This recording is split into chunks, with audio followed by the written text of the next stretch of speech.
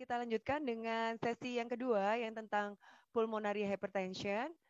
Saya perkenalkan dulu moderator yang akan memandu pada sesi kedua ini adalah, bisa ditayangkan kurikulum vitae dari Dr. Mahrus? Ya, terima kasih.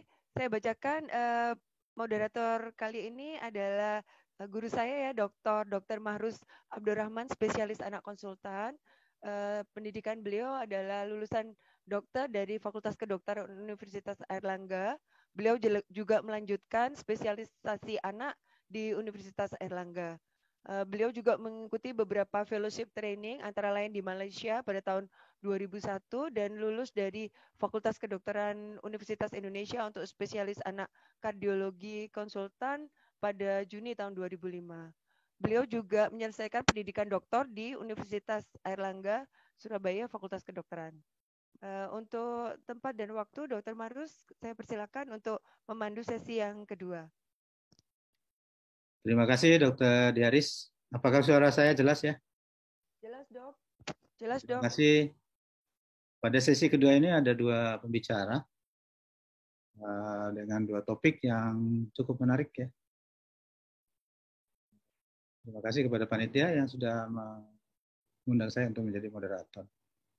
Untuk pembicara pertama, Dr. Agus Supriyatno, SPAK. Mohon kurikulum vitae-nya ditayangkan.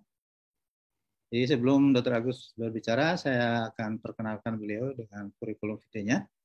Dr. Agus Supriyatno, SPAK, lulusan dokter dari Universitas Diponegoro tahun 1982, lulus sebagai pediatrician dari juga Universitas Diponegoro tahun 1991, kemudian pediatric cardiology fellow di UI tahun 1988, kemudian juga fellow pediatric cardiology di Departemen Kardiologi FKUI RS Jantung Harapan Kita tahun 2004 sampai 2005.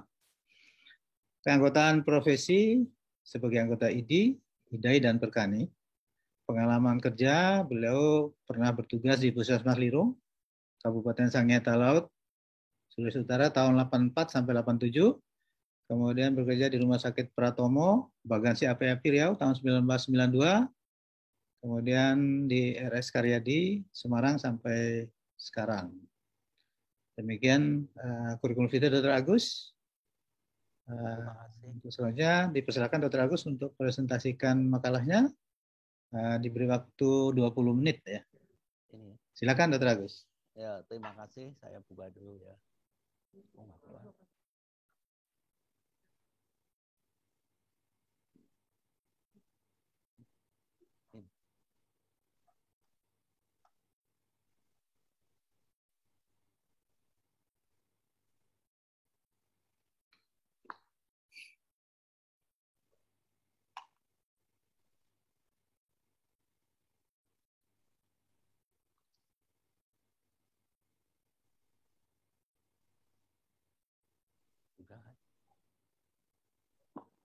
Suara saya bisa kedengaran? Suaranya masih jauh, Dr. Agus. Ya. Ya, mungkin ininya ya. Suaranya masih lirih. Ini bagaimana? Masih nggak kedengaran? Kedengaran, tapi masih terdengar jauh.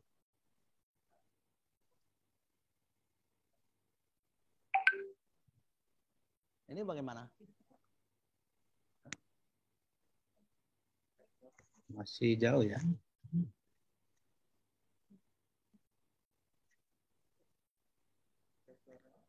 Ini juga masih jauh ya? Iya. Mungkin volume di laptopnya dibesarkan.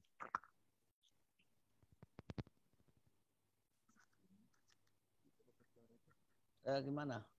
Masih jauh ya? Iya, masih jauh. Ini udah ini nih.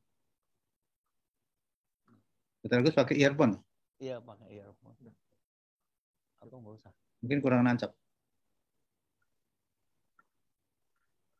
Udah sih ini sih. Gimana? Masih jauh ya?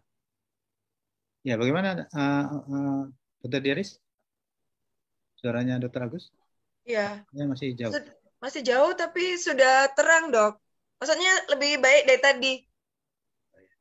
Coba agak keras mungkin ya, Dokter Agus terpaksa. Ya. Tunggu nih. Terus videonya dimatikan mungkin ya, Dok? Video dimatikan. Ya, sudah. Tes. Bisa? Ya, itu lebih jelas. Oke. Jelas. Video dimatikan aja mungkin, Dok. Oh, dimatikan nanti? Ya. Enggak usah. Ya. Nggak usah aja.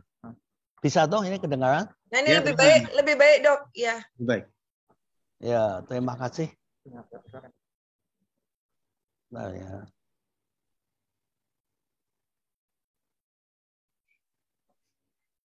Ya, jadi pada siang ini saya akan membawakan judul pulmoner hipertensi pada anak, ditekankan pada manifestasi klinis dan penegakan diagnosis.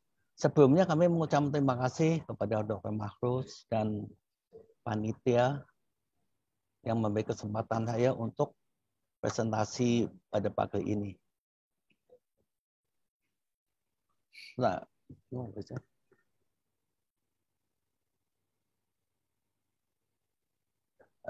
maaf ya, ini belum bisa ini slideshow.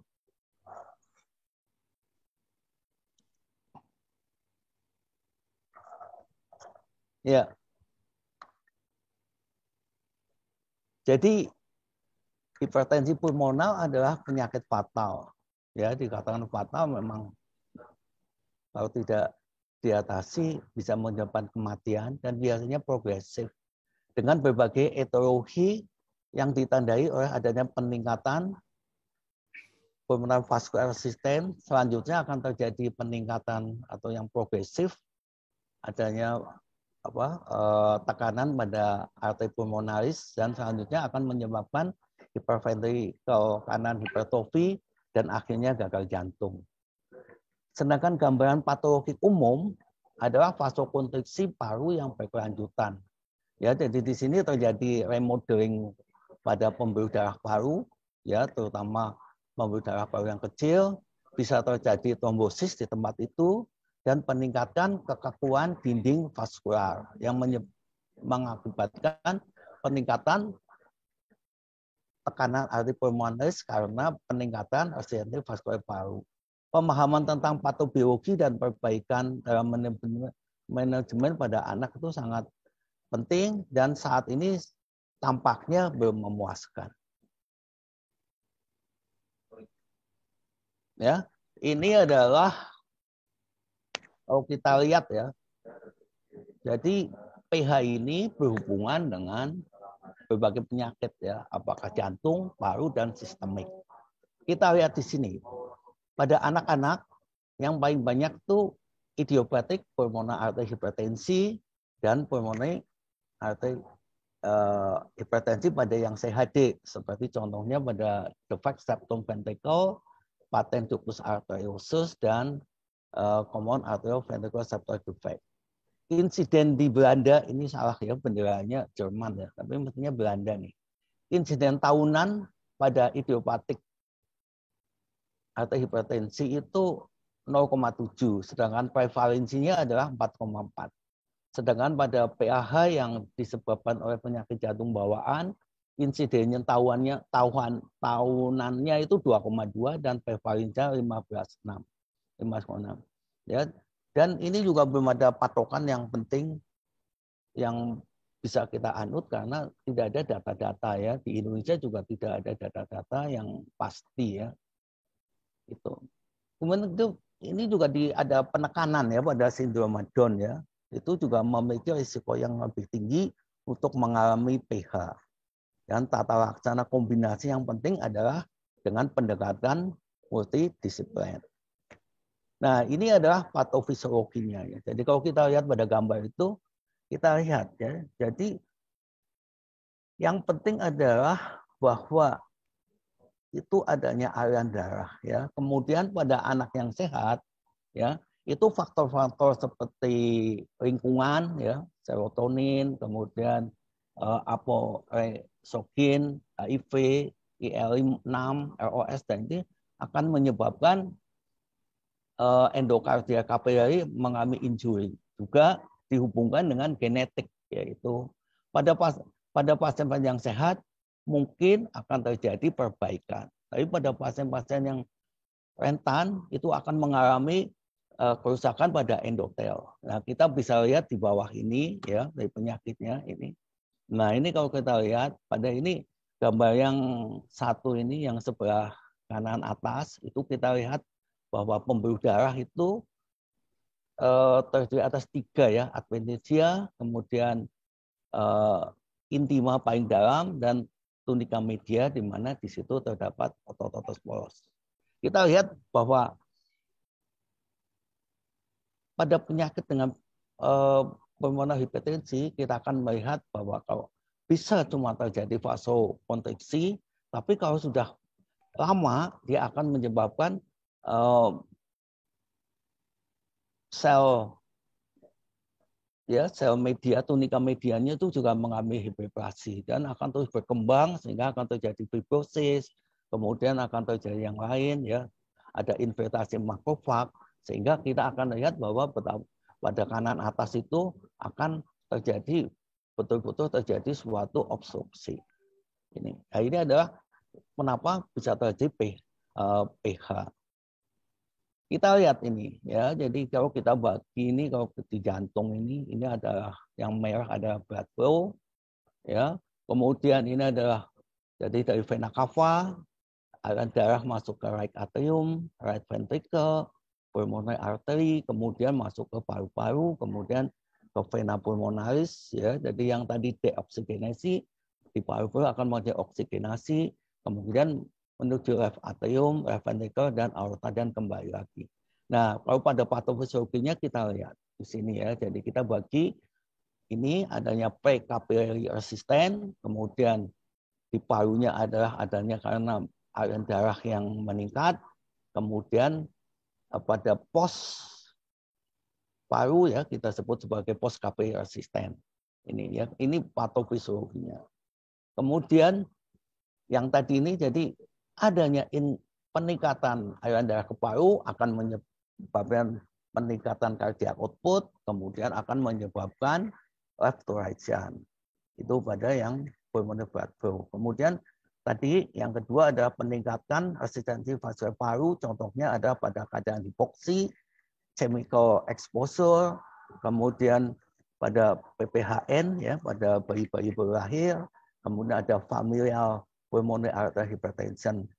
Yang berikutnya adalah mungkin terjadi ada obstruksi pada pembuluh darah di paru ya, atau mungkin ada tromboembolik ya, jadi penyakit kronik tromboembolik PH ya. Kemudian juga pembuluh darah kapiler juga bisa mengalami obliterasi juga jaringan sekitarnya.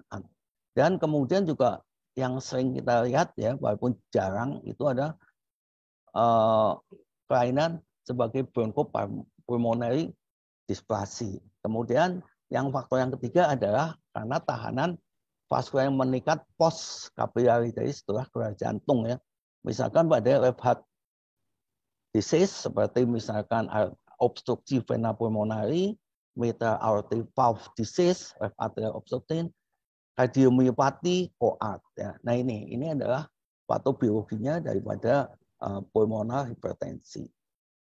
Nah, kalau kita lihat dari ini, kita bisa lihat ya, jadi pada ini gambar yang pulmonar artery hipertensi dan PH oleh karena pulmonar artery obstruksi, kita itu lihat ada di sebelah sini.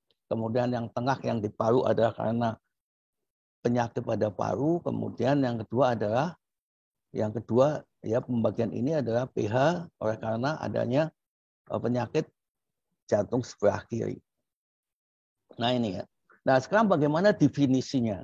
Ya, definisi dari PH adalah bila ada tekanan ya arteri pulmonaris rata-rata itu lebih dari 20 mm air raksa pada permukaan air laut ya, yang pada anak yang lebih dari 3 bulan. Ya, ini biasanya pemeriksaannya itu dengan kateterisasi jantung ya.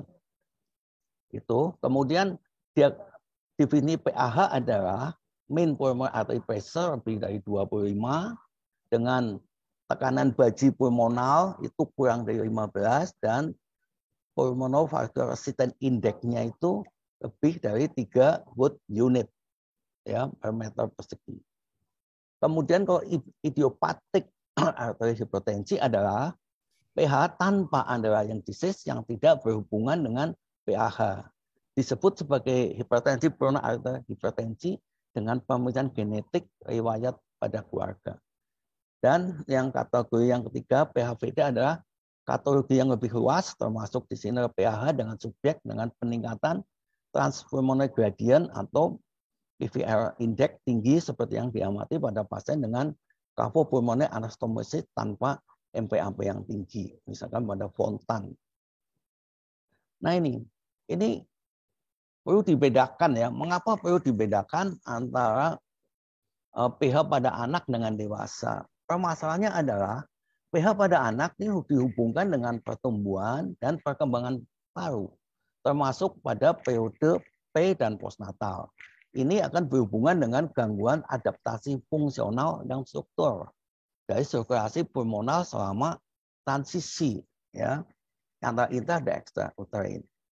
Ya, dalam hal ini kita harus tahu ya bahwa pada masa peralihan ini akan terjadi angiogenesis dari paru yang mempengaruhi alveogenesis. Jadi di sini peran dari pulmonary vascular injury adalah memegang peranan yang sangat penting dari paru-paru yang sedang berkembang terhadap hiperoksia, hipoksi, dan stres hemodinamik dan peradangan.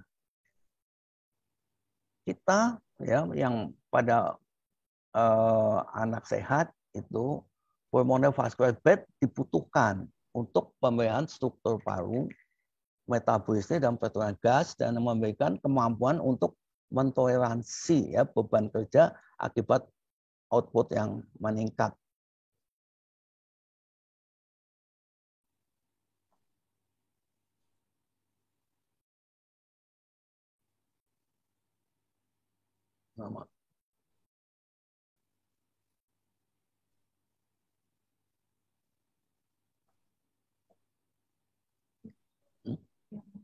Ya, jadi kita harus melihat ya, ada klasifikasi dari WHO pada 2009 ya. Mungkin perubahan-perubahan itu juga masih pada klasifikasi yang seterusnya ya, itu hampir sama. Jadi dibagi 5 ya. Di sini pH termasuk di situ ada idiopatik, heritable, kemudian drug and toxin induced, ya. Kemudian kita lihat di sini. CHD itu jadi sebetulnya yang kita lihat selama ini itu pulmonary hypertensi yang karena CHD itu sebagian kecil ya dari penyakit-penyakit PH pada umumnya. Kemudian PH yang pembagian WHO yang kedua adalah PH akibat penyakit jantung kiri. Contohnya adalah penyakit valvular, obstruksi inflow dan outflow tract, jantung kanan, termasuk di sini juga adanya DCM. Kemudian yang ketiga adalah menurut WHO adalah PH akibat penyakit paru atau hipoksi ya. Masuk di sini ada COPD, interstitial lung disease, sleep disorder breathing, alveolar hypoventilation dan lain-lain. Kemudian yang keempat adalah pembagian penyakit tromboemboli kronik ya. Dan kelima adalah yang tidak bisa digolongkan ya. Di sini masuknya itu macam-macam faktor multifaktorial. Contohnya misalkan pada kasus-kasus hematologi seperti anemia hemolitik kronik, penyakit myodysplasia, systemic sarcoidosis, glycogen storage disease, dan lainnya termasuk adanya tumor. Itu adalah pembagian WHO ya tahun 2009. Nah sekarang bagaimana tanda klinis ya? Tanda klinis seringkali penanganan pada PH itu mestinya kenapa mesti harus multidisiplin. Kadang-kadang PH pada anak-anak itu terdiagnosis setelah lanjut ya, karena kadang-kadang juga kadang-kadang dokter itu mendiagnosis suatu asma atau penyakit bronkial. Ya, jadi sebetulnya sangat luas gejala-gejala dan tanda klinisnya yang hampir sama dengan penyakit-penyakit yang lain. Kita lihat ya, dari gejalanya dulu ya. Itu bacanya sesak, aneh sesak ya, sesak. Terutama sesak pada waktu aktivitas. Kemudian anak mudah lelah, kemudian juga intoleransi terhadap latihan, ya, kemudian bisa juga sinkop, angina, GVP meningkat, dan distensi abdomen. Kemudian tanda klinisnya adalah adanya pembesaran ventrikel kanan, kemudian kalau kita raba ya pemeriksaan jantung ya dengan palpasi kita akan melihat adanya precordium yang aktif ya. Jadi tekanannya itu tampak di tangan ya. Itu karena adanya pembesaran dari ventrikel kanan. Kemudian yang penting ya pada fase awal mungkin kita dengar, yang bisa kita dengar adalah bunyi jantung 2 yang mengeras. Ya. Kemudian kita bisa mendengar ada bising pansistolik, bising diastolik, distensi vena jugularis, ya, kemudian distensi abdomen atau hipomegali, ya, ini karena hubungannya dengan gagal jantung, bisa terjadi edim perifer, asistes, dan adanya agar dingin. Itu adalah tanda klinisnya.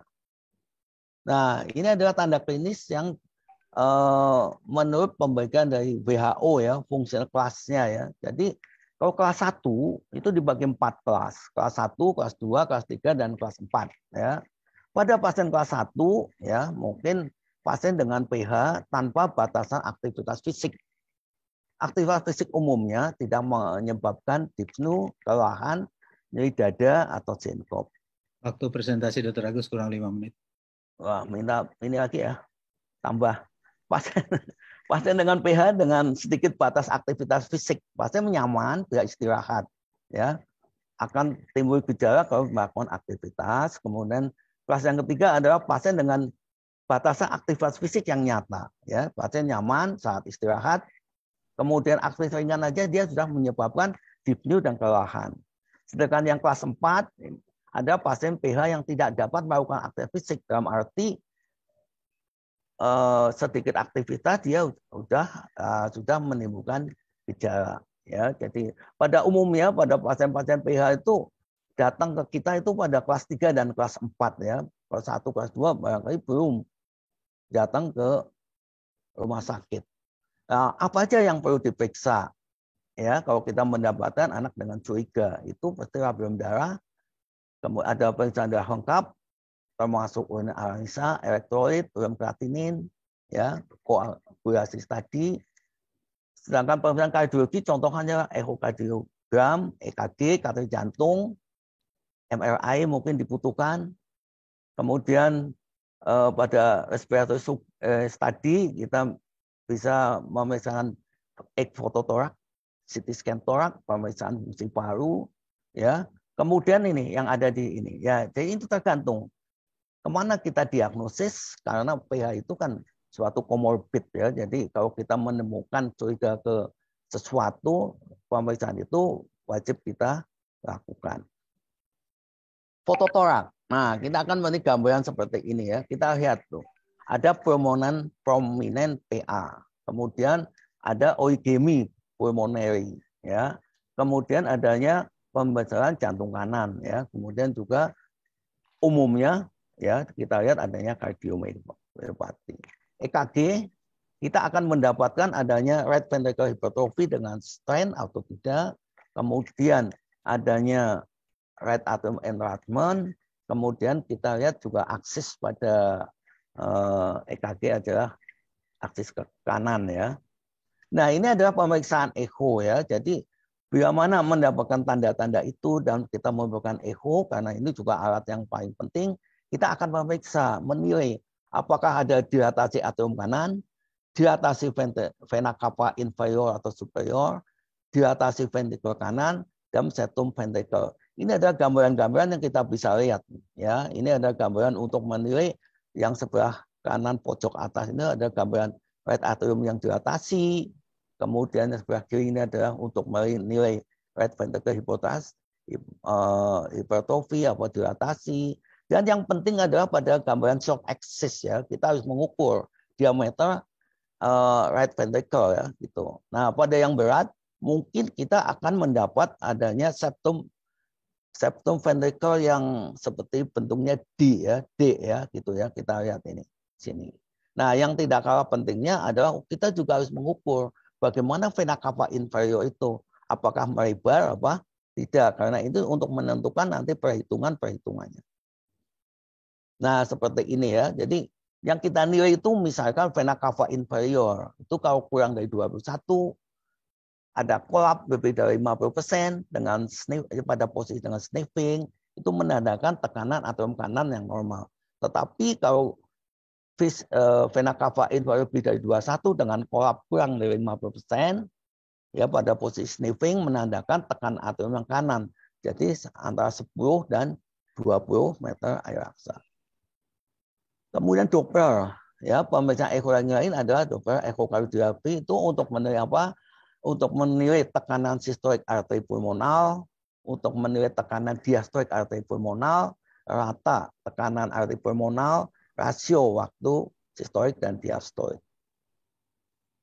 Nah, ini adalah cara-cara apa pemeriksaan ekokardiografi. Jadi di sini kalau misalkan ada pasien dengan PSD-nya atau dengan PDA, kita bisa hitung. Jadi misalkan tekanan sistolik berapa, ya misalkan kemudian dikurangi dengan 4 kali tekanan apa pressure gradient pada VSD yang ini ya, ini ada.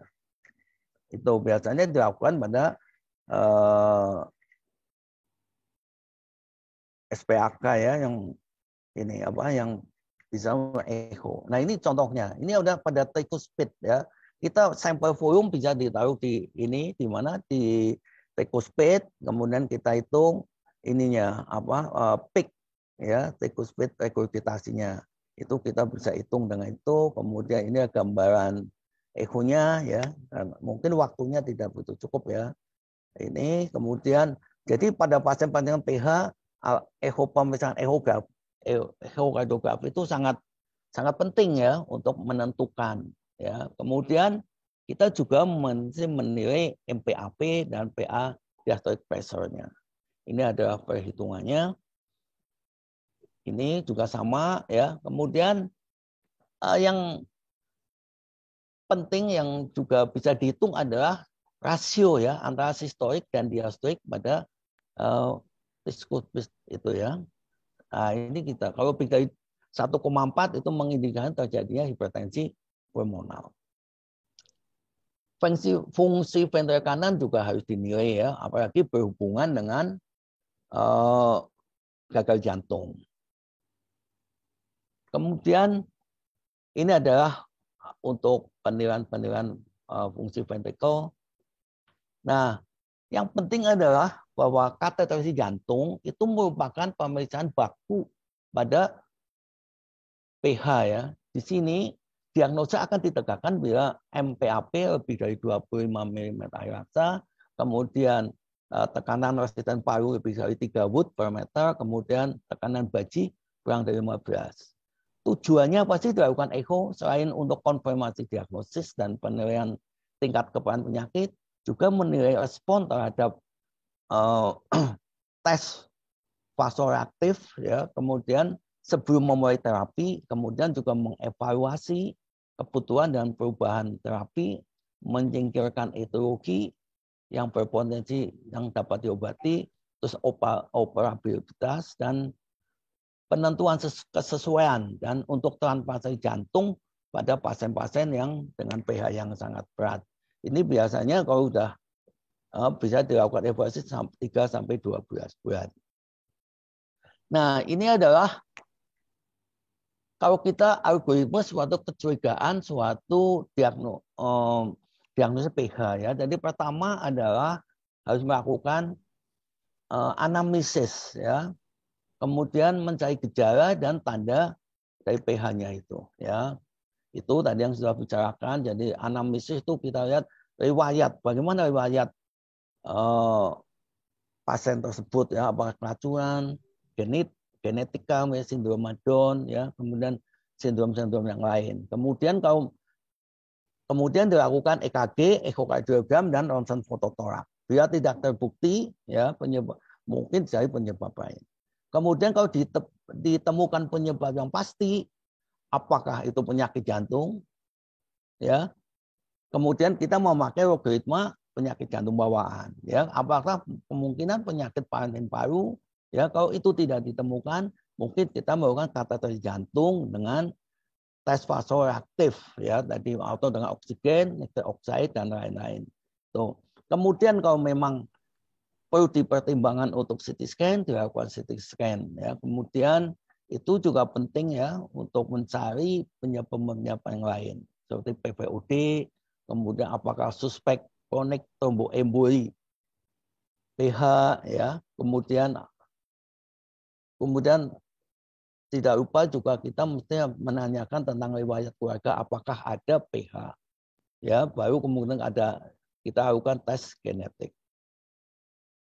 Ini adalah kateterisasi jantung, tadi sudah dijelaskan, ya, apa yang dikerjakan itu, ya, untuk penilaian hemodinamik, pengukuran tekanan pada masing-masing ventrikel, ya. Kemudian juga untuk menghitung, terutama, ya, menghitung berapa sih, apakah ada indeks pulmonary vascular resistance, bagaimana systemic vascular resistance, dan lain-lain. Ini adalah pemeriksaannya pada kateterisasi jantung. Kemudian penunjang yang tidak. Kurang 2 menit. Ya, terima kasih. Pemeriksaan lain adalah mungkin MRI, dan jangan lupa kalau ada ventricle kanal hipertrofi, kita juga harus melakukan pemeriksaan BNP atau NT-proBNP, kemudian juga tes segment walk distance, dan lain-lain, ya. Ini adalah pemeriksaan yang bisa dilakukan tergantung pada etiologinya.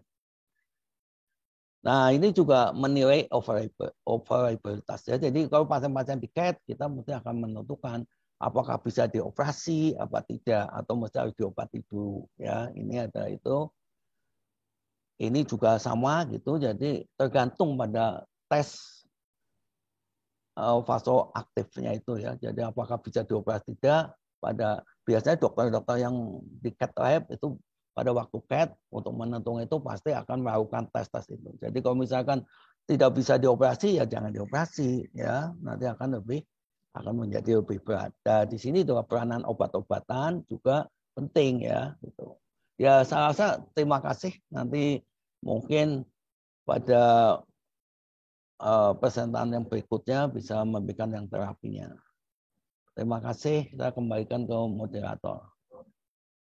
Terima kasih Dr. Agus atas presentasinya yang cukup jelas,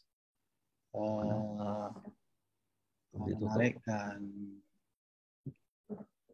cukup bermanfaat untuk kita semua.